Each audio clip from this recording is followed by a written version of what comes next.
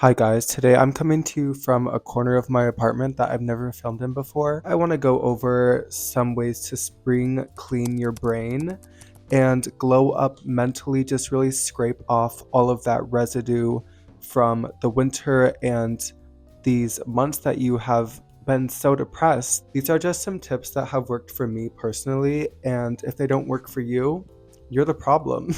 Also, I have to share this little cat sticker that I put on my mic.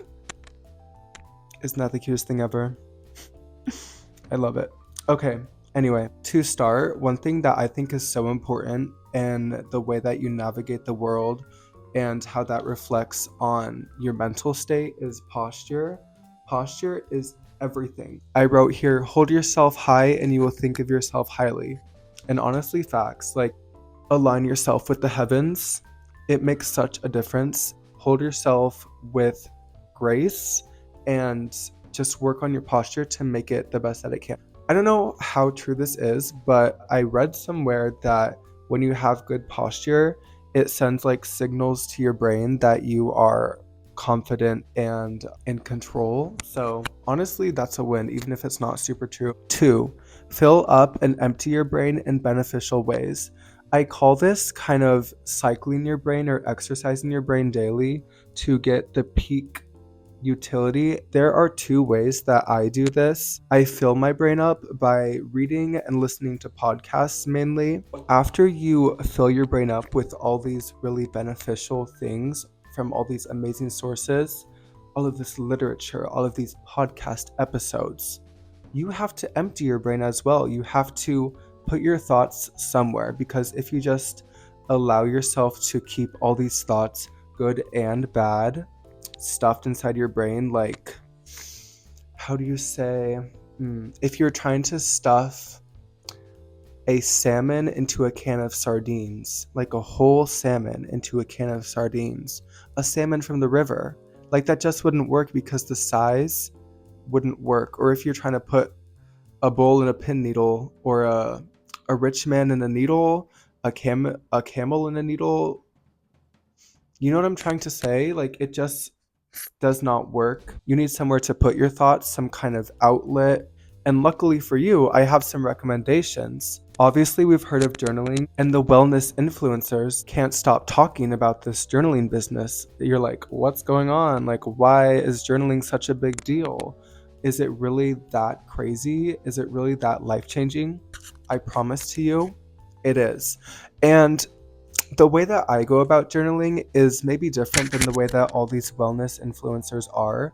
Basically, me journaling is just ranting and putting down all of my rancid, depressing thoughts on paper that I don't want to put anywhere else. I'll have the occasional list of things I'm grateful for or goals, but mostly it's just pages upon pages of ranting. And I think that's fine. Like, journaling does not have to be this super structured aesthetic thing. And I think when you hold yourself too accountable to make your journaling perfect and gorgeous, aesthetic, appealing, then you're never going to actually get that much journaling progress done. Because, okay, first of all, who is going to look at your journal? Nobody is really looking at your journal. So just make it as messy as you want.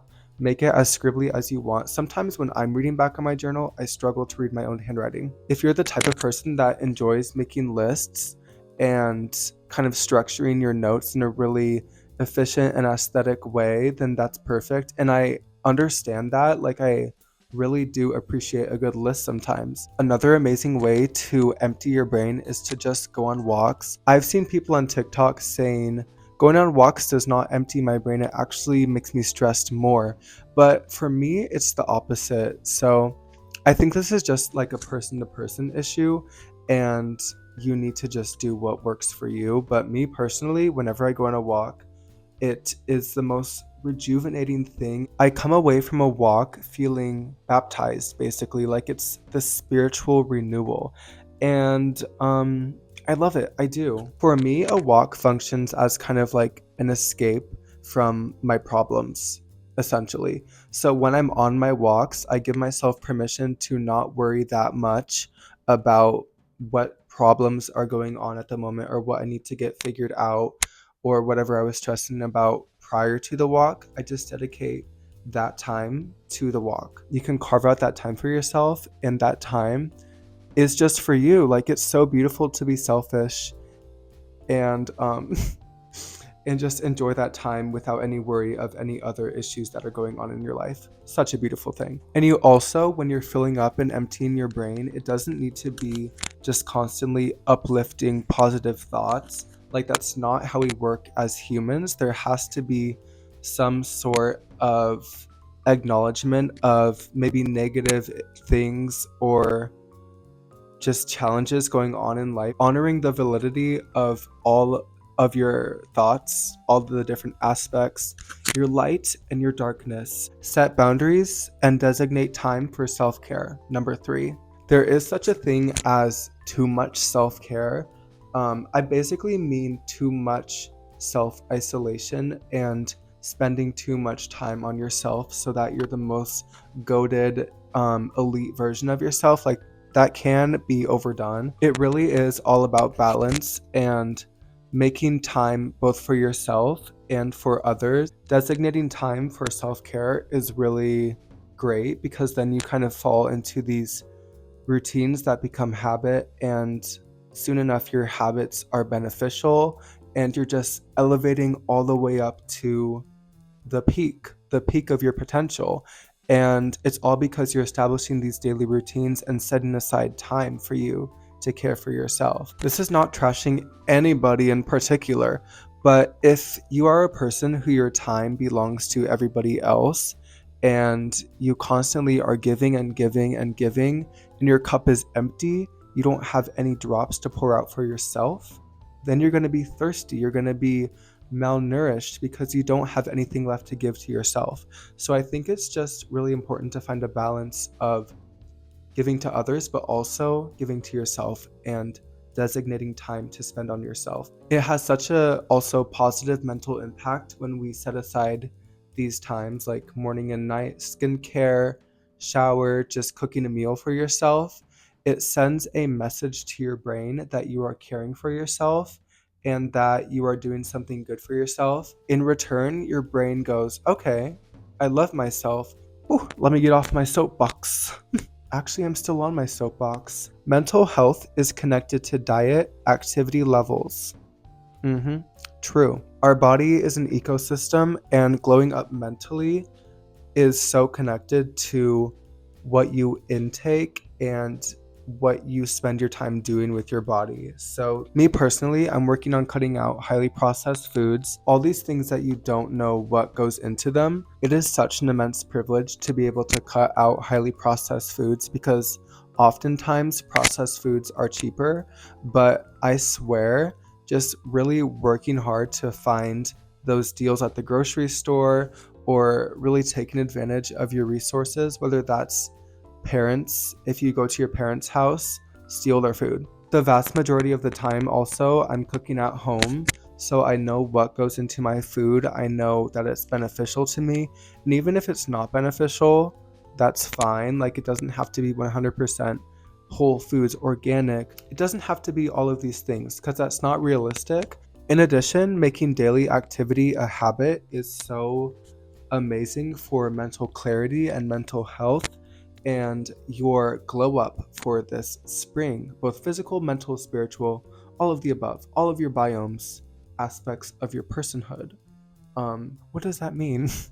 Anyway, I now go on daily walks basically every single day, and I have for about a month now. And the clarity, the mental clarity, and the rejuvenation that I get from these walks is like no other. So if you want to feel mentally renewed without putting too much exertion, walking is so luxurious just because it's very leisurely and it's also exercise at the same time. So it's like a 2-for-1 deal. I think overall it's so important to make your personal health enjoyable for you. For example, when I'm making my own meals, my own healthy meals, I'll play some music or listen to a podcast, maybe dance around my kitchen if I'm feeling crazy, and I just really set the ambiance and I make it an enjoyable activity for me. Taking things slow can be healthy. Like, we live in such a grind mindset world where people are constantly like, wake up at 5 to go lift 250 pounds with me and then not eat until 12. Like, that's just kind of miserable, to be honest, especially if you're in the early stages of your glow up health journey. Taking it slow is very good, and allowing yourself to make mistakes, so important. Hit the like button if you're inspired. I would hit the like button.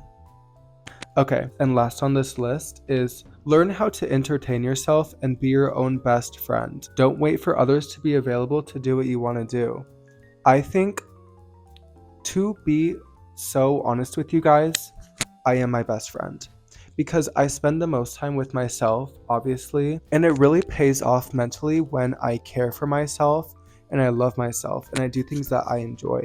If I want to go out in the sun and take a walk, I'll do that. If I want to get a new book from the library, I'll do that. If I want to call my mom, who I love, I'll do that. Basically, I know what I like. I know what foods I like. I know what movies I like. I know what music I like. I know all of these things that will make my existence more enjoyable. So why would I not be my own best friend? You know? Like, you can't cling on to somebody else to be that person. And it's great to have a best friend. I love best friends, but other people or your best friend will not always be around to take you out on a date or get you your favorite food or talk to you and comfort you when you're sad. Like, you kind of have to develop the ability to be your own best friend. And I think that has done wonders for my mental fortitude. Like, I am less reliant on people than I ever have been. If someone cancels, I don't take it super personally because I understand that people are busy. And if you can create a good time for yourself and you can care for yourself and do activities that you enjoy and regulate your own happiness, then you're basically set for life. It's so amazing to not rely on other people. And I'm not tearing down friendship. I love my friends, but I also love being an individual. Hello, I don't know how well you can hear me because this thing here is blinking, but these are the vibes for tonight. I have my cup of tea. This is ginger honey. It's a really good flavor. And I'm just gonna sip my tea and watch probably Modern Family, and I'm really excited. I don't think this audio is working. Thank you for watching. Thank you for watching. Thank you for watching. Thank you for watching. Okay, bye.